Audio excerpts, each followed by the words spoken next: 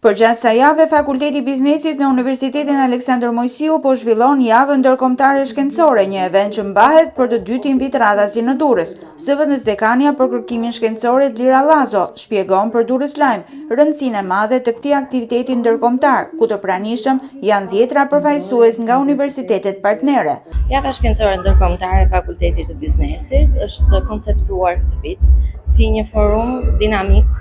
i ndërkombëtarizimit, që do të thotë është një javë mbushur me shumë aktivitete, me një prezencë të jashtëzakonshme nga partnerët tanë ndërkombëtar, universitetet tona partnere, janë rreth 39 universitete partnere të cilat na nderojnë me përfaqësitë e tyre. Ka shumë lektorë që vinë nga vende ndryshme të botës, janë 17 shtete prezente në këtë javë dhe në të gjithë këtë lëmë aktivitetesh, workshopesh, leksionesh të hapura, fokusi ka qenë krijimi i një impakti real të javës shkencore në projekte të përbashkëta, në mobilitete, në marrëdhënie shkëmbimi me këto universitete. Konferencën ndërkombëtare Inteligjenca Artificiale dhe Transformimi drejtuar nga qëndrueshmëria e përshëndetën rektori i UAMD-s Shkëlqim Fortuzi dhe dekani i Fakultetit të Biznesit Llambi Prendi, të cilët e vënë theksin gjatë fjalës së tyre tek rëndësia e krijimit të bashkëpunimeve të qëndrueshme ndërkombëtare dhe shndërrimit të kësaj jave në një platformë konkrete për shkëmbim përvojash,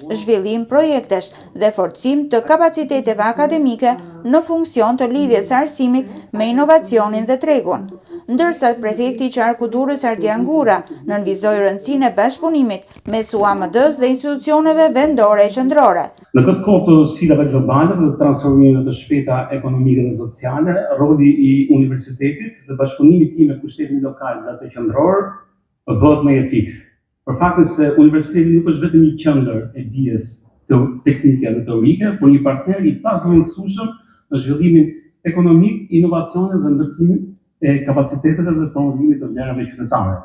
E pranishme në konferencën ndërkombëtare ishte edhe zëvendës ministrja për Evropën dhe punët e jashtme, Megi Fino, e cila gjatë fjalës së saj e vuri theksin në sfidat e Shqipërisë për integrimin në Bashkimin Evropian, sidomos në këtë periudhë kur janë hapur të gjithë kapitujt e negociatave të anëtarësimit në BE, si dhe rolin aktiv që institucionet e dijes dhe bota akademike duhet të luajnë në këtë proces.